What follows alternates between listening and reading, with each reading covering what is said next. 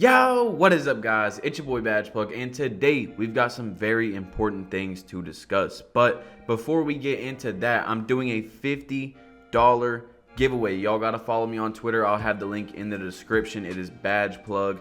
All you have to do is show me you liked this video and comment down below Plug Nation. I'll be giving 25 to Xbox, 25 to PS4. All right. So anyway, in October, I made a video called "What 2K needs to do for NBA 2K20," and a lot of people were like, bro, Badge Plug, what are you doing? Like, the game just came out and you're already ready for 2K20. Well, now we are past the halfway point within 2K19, and 2K20 is right around the corner.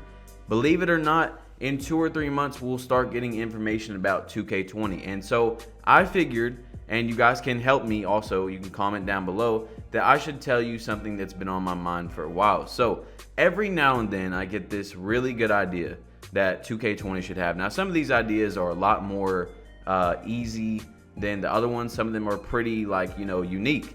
But every now and then I get this idea and I'm like, okay, this is what should be in 2K20. And then I write it down in my notes. So today I've got for you guys 10 ideas that I think should be in 2K20. So the first one is increase park size or remove neighborhood from the park. So as you guys know, unless you're a YouTuber or a streamer, or you've got some amount of clout, or you're a mascot or 99, you know what I'm saying, unless you have some reason for people to play you, it is extremely hard to get games in the park this year. Now, that's also for stage and stuff too.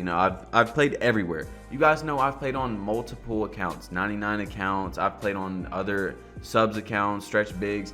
And I know that especially if you're an elite player, like you have the elite rep, it is so hard to get games. I've been on accounts where I only get like one game every 30 minutes to an hour. You have to go park to park to park to play people. So, you go to a park and they hop off. You go to a park, they hop off. There's not a lot of people in the park because there's so many people out in the neighborhood. Now, this also ties with rep being taken out of the game, which I fully believe they should do, but we'll get into that in a second. So all they have to do is increase the park size for the server, allow more people to be in the park, because the neighborhood and the park are combined this year.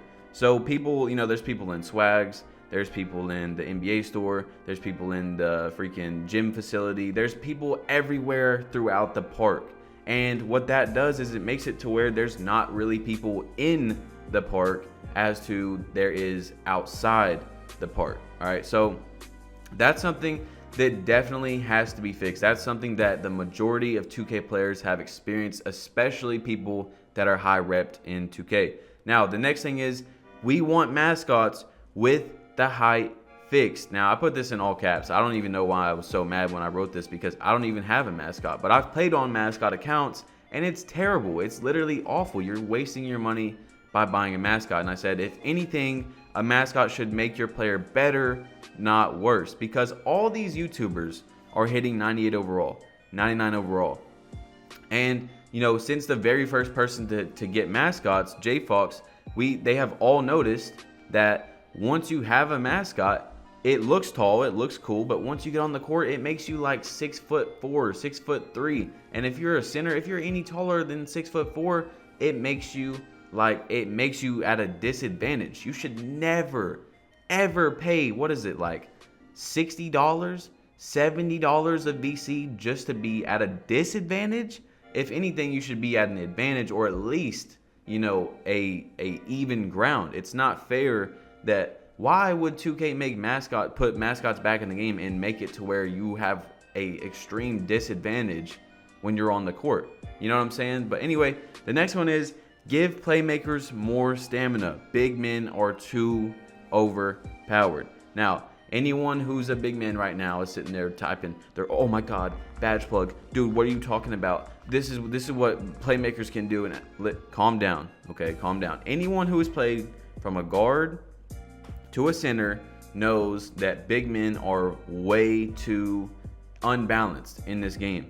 Guards are nice, yes, they're good, but big men they can do so much more than a guard can. For example, you do 3 or 4 dribble moves, 5 dribble moves, and you're completely out of stamina, whereas a stretch big can just go left, right, right, and then shoot straight in your face. And unless you're perfectly there, you're gonna miss, unless you're like 6'10" or a lockdown or something. So there's just things that 2K has to do next year to balance between guard and center, especially around the shooting area, like stretches and stuff, because stretch bigs, really the biggest problem, like I've told you guys for a while now, the biggest problem with stretch bigs and shooters like that is not that they can shoot over you, it's their ability to left, right, you know, without getting the ball stolen from them. It's their ability to be able to dribble.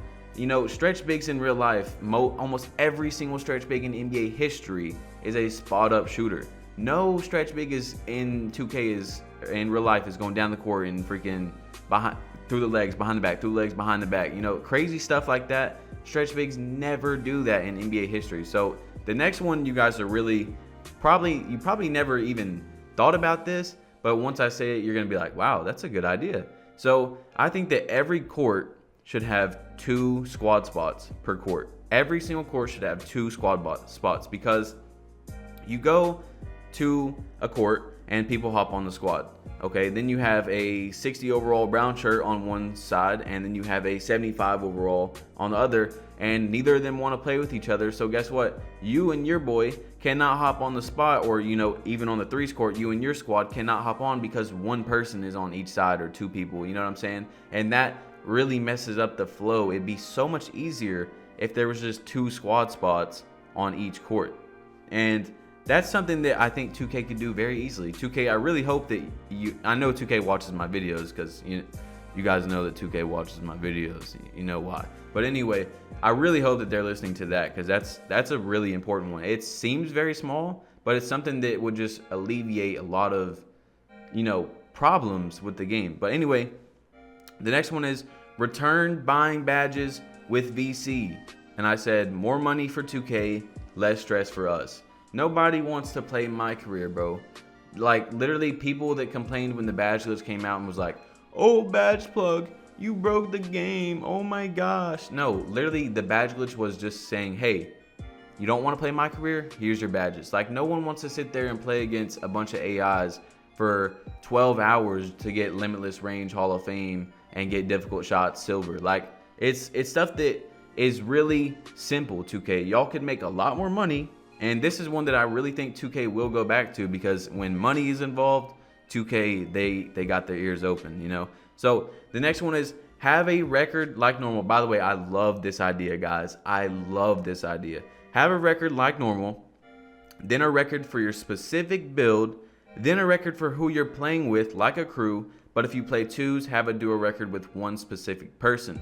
So what I'm saying is have multiple records. You have a overall record, which is every single game you've played, then a record with your build. So say you're a pure playmaker, then once you can look into your stats and say, hey, this is what my record is on this build, this exact build. Every game I played on this build is counted for this record.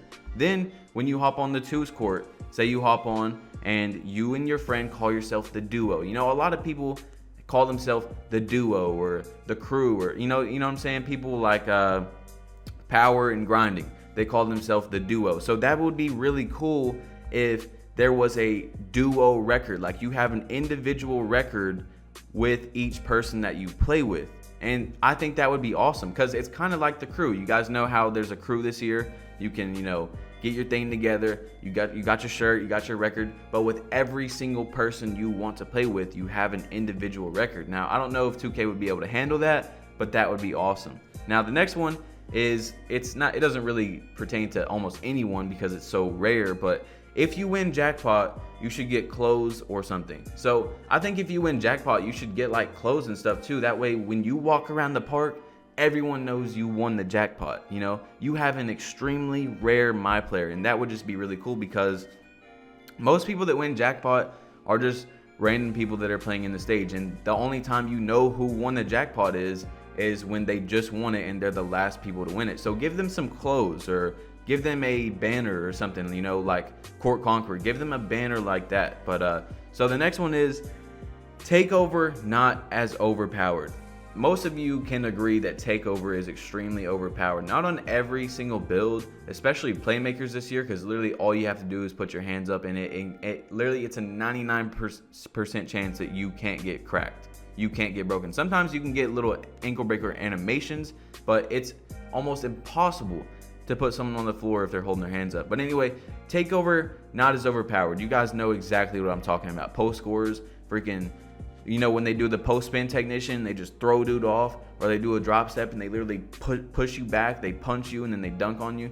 That is the type of takeover that needs to be, you know, balanced correctly, because, you know, I could understand if, say, you're playing a twos game and some post scorers, pure post scorers, can do 3 drop steps, make freaking 2 contested layups, right? So 3 layups they made, 3 layups, and they get takeover. But a pure playmaker has to score 3 times, get 3 assists, dunk the ball twice just to get takeover. So what they need to do is make it balanced for each player. You know, post scorers shouldn't be punching people unless pure playmakers can drop people with their hands up, and then make it to where every build gets takeover how they should, not just freaking 3 scores. Like a stretch can score 3 times and get takeover, yet some builds have to score 5-6 times, get some assists and crazy stuff just to get takeover.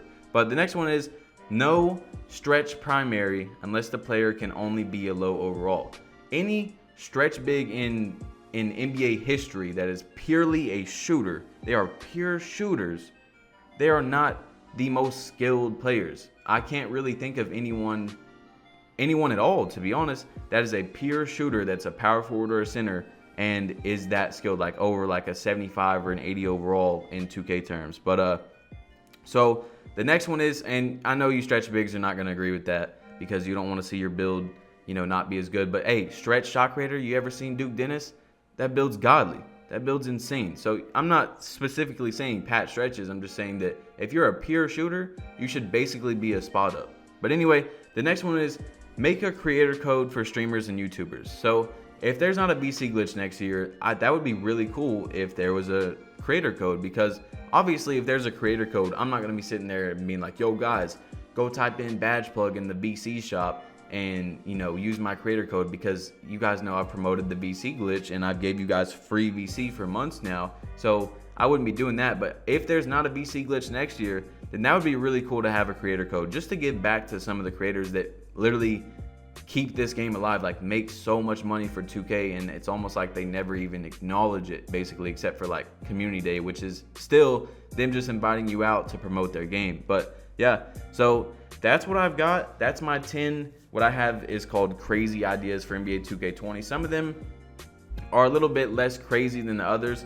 but comment down below your opinion on what you think 2K should do for 2K20. Now, there's obviously some things that 2K should do for 2K20, like obviously fixing, you know, getting stuck on a squad spot, stuff like that. Really minor things. But I'm saying, what should 2K add into their game that would make the game so much easier for you, or more fun for you, or more entertaining, or something that you would enjoy for at least 6, 7, 8 months for a longevity, instead of the game dying out in like December or January for most people. Because guys, whether you agree or not, this game is done. We're basically on to 2K20 now. In 2-3 months, that's definitely 3 months, we'll be starting to hear about 2K20, and then we're gonna be slowly going into it. I'm gonna be making news videos, then the prelude's gonna come out, and then before you know it, 2K20 will come out. So guys, make sure to drop a like on this video if you haven't yet. If you're new, hit that subscribe button. It's your boy Badge Plug. You have been plugged in, and I'm out. Peace.